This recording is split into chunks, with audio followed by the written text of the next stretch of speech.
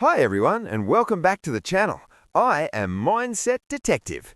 Today we're diving deep into something we've all encountered, something that sparks both frustration and, let's be honest, a little bit of morbid curiosity, the Karen and Steve phenomenon. We've all seen the videos, read the stories, maybe even had our own run-ins. The person demanding to speak to the manager over a trivial issue, or the guy aggressively asserting his rights in a public space. But beyond the viral memes, what's really going on? What drives this behavior? Today, we're going to break down 4 key psychological reasons behind the actions of a Karen or a Steve. Let's start with our first reason, the illusion of control. Think about it. When we feel like we're losing control in our lives, whether it's personal struggles, professional setbacks, or just the general chaos of the world, we often try to compensate by overexerting control in situations where we feel we can. A minor inconvenience like a slow line at the coffee shop or a slightly incorrect order becomes an opportunity to re-establish that feeling of power. It's not really about the coffee, it's about feeling like they have some say in their environment. It's an attempt to regain agency in a world that often feels unpredictable. For a Karen or a Steve, this manifests as an intense need to dictate the terms, to ensure everything aligns with their expectations, even if those expectations are unrealistic or minor. They believe by controlling this small situation, they're somehow controlling a larger sense of unease. Our second psychological reason is closely related: entitlement and a sense of superiority. This is a big one. Many Karens and Steves genuinely believe they are more important, more deserving, or simply better than others. This can stem from various places: upbringing, past experiences where they were catered to, or even just a reinforced belief system where they perceive themselves at the top of some invisible hierarchy.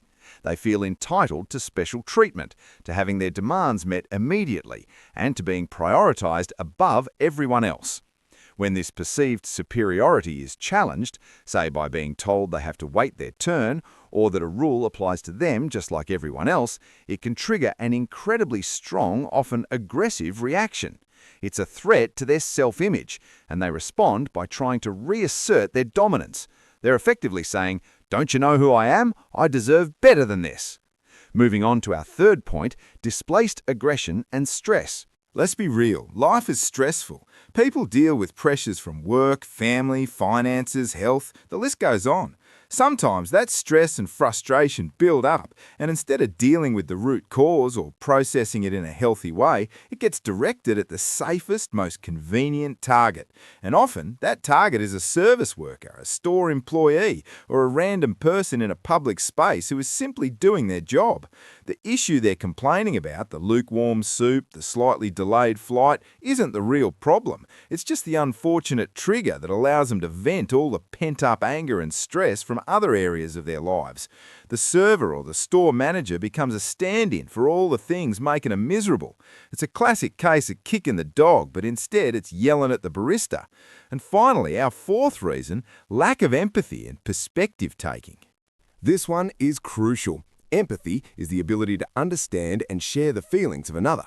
For many Karens and Steves, there's a significant deficit here. They struggle to put themselves in the shoes of the person they're interacting with. They don't consider that the store employee might be having a bad day, or that the rules they're demanding be broken exist for a reason, or that their aggressive behavior is genuinely upsetting to others. Their world often revolves around their own needs and desires, making it difficult to acknowledge the humanity or the challenges faced by others.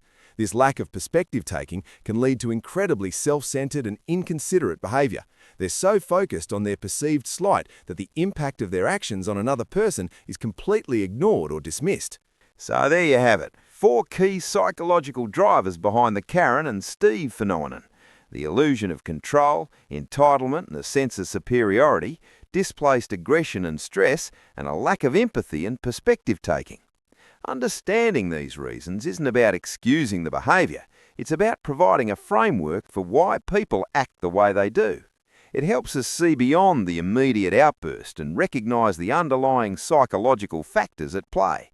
And perhaps, just perhaps, by understanding, we can approach these situations with a little more clarity and maybe even a bit more resilience. What do you think? Have you encountered these behaviors? Do you have other psychological insights to add? Share your experiences and thoughts in the comments below. I love reading your perspectives. If you found this video insightful, please give it a thumbs up, share it with someone who might find it interesting, and if you haven't already, hit that subscribe button and the notification bell so you don't miss our next deep dive. Thanks for watching. I am Mindset Detective, and I'll see you in the next one.